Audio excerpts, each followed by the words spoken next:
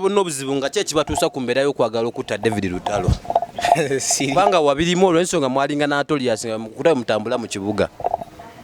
Twatambulanga naye muganda wange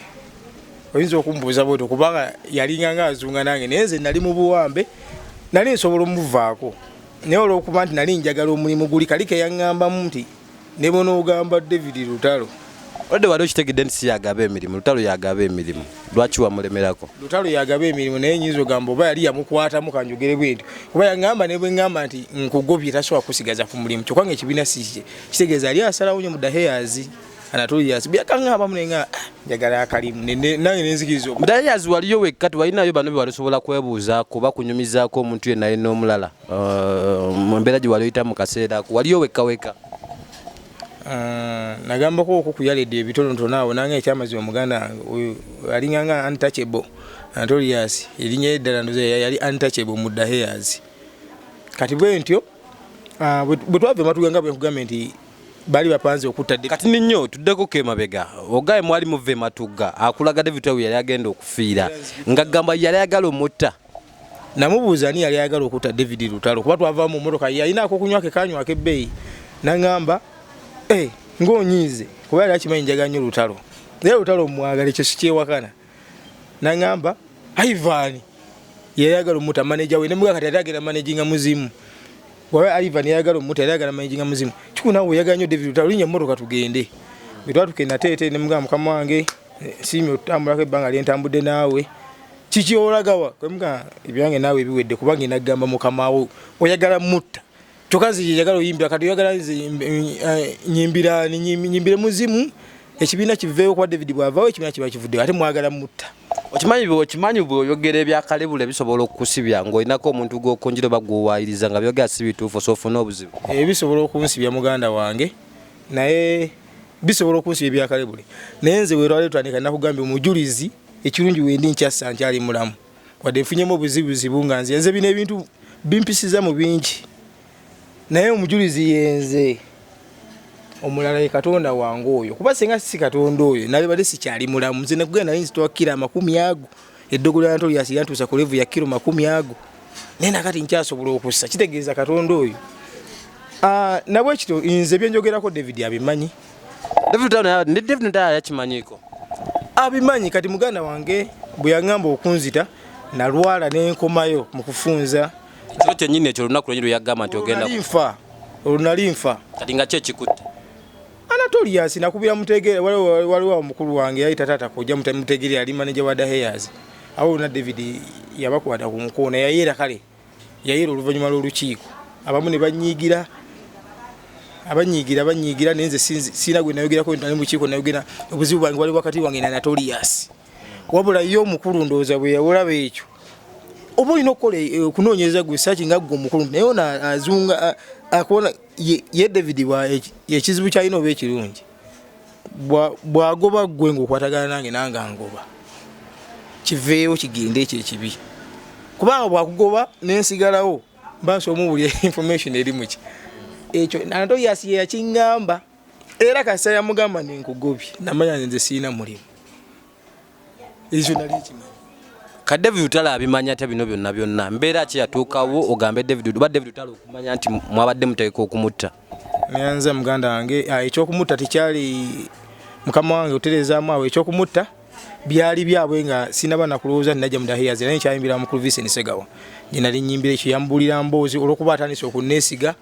naye nze gwe yeesiga nze omutima ogwange simusi kitange yafa mu mativu aga Allah ntutte kati ffe twayiga eddiini nze toyinza kunsuubiza kuba yaŋŋamba mbu manager Ivan bwafa manager wa David Lutalo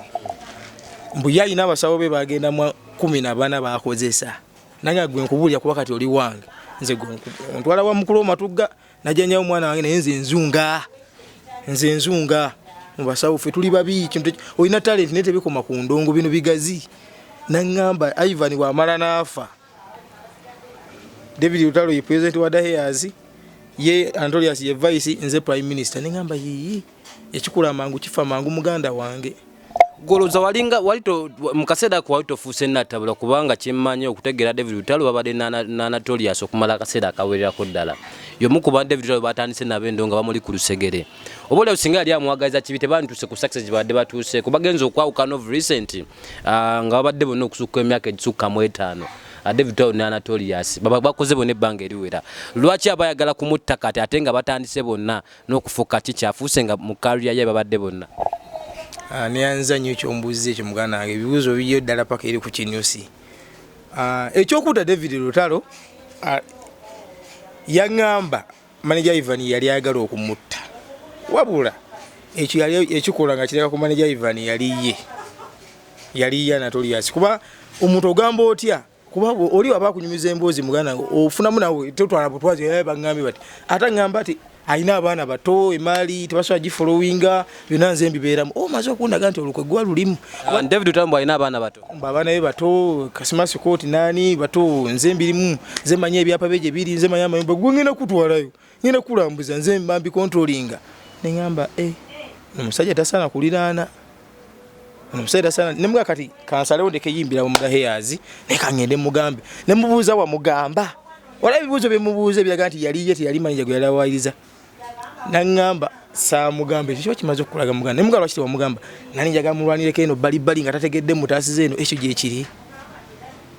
buya azunze mu basawo be kati ne twabukanirawo naŋŋamba bw'oba oyagala mugamba ogenda mugambira amagombe nze yanga ebiboozi by'amalwa nali nfudde ku olwo nenwana kati covid nga asembera David alina ekivulu ku Sibyangu emu ku yasembayo okuyimba Sibyangu naliwo ekivulu nakiriko ekye nateete ku Sibyangu ekyo naliwo nga nyambadde kiwudu nalina omutwalo gumu 12 nenga mama w'omwana wange kubaza Anatolius era yemu kuyamvirako okwawukana ne mama w'omwana wange ate atya nga tunatuuka ku family okwawukana ne mukyalawo yakuviirako atuuka ne mukyalawo David Lutalo mutuuka mutya ku point emumanyisa bino ategeera atya bino byonna tebibadde bigenda mu maaso point eyo mutuukawo mutya yanza muganda wange kakivu ekyali ku Sibyangu kyogambe kyewaliko ekyo naga nyina omutwalo gumu 12 ndi bubi nfa kati ŋŋamba mutegerera manager Mutege kyemmanyi omwe ali mu ndongo omwo atoba mugabo kimanyi nti Anatolius ayagala kunzita nanga Anatolius atatte muganda wange nanga mubi naye asobotuuka waawo nemugamba mukubire mfanzi gwawo anyonoonye wa mukama we mbusima namutwala mu basawo simutwala nko musawo n'ogu okujjanja omwana we nazza musango mpulango somwe omwana we naawona nazza musango abasawo bazunga musigenda naye andeka wano nateeti era yaŋŋamba kwa mukulu wange yankubira essimu naŋŋamba lwaki oyo azunga mu basawo bagendamu anoonyayo ki naŋŋamba naligambe gwamugambe naye sigenda naawe nze mba maze okwejjerezebwa kwayaŋŋamba naligambe gwamugamba mukulu wo naye nzunga byange naye ategeera atya nemugaba byakola tabyesibako kunoonya ssente kyakola akimanyi era abakulaba nange ekyamazima nze nzunga kati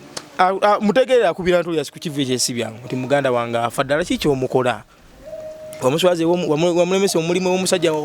kuba yayogere wa David nti mutani wa Mufti Kayongo wa Supreme Mufti antwala mu basawo David nanyiga gamba omwana bulijjo munoonya namu omulimu omwana akole bulijjo alimu lwaki bujjo tongamba ayi mukama wange nate okugamba kumba olwokuba namusuubiza omuwaabira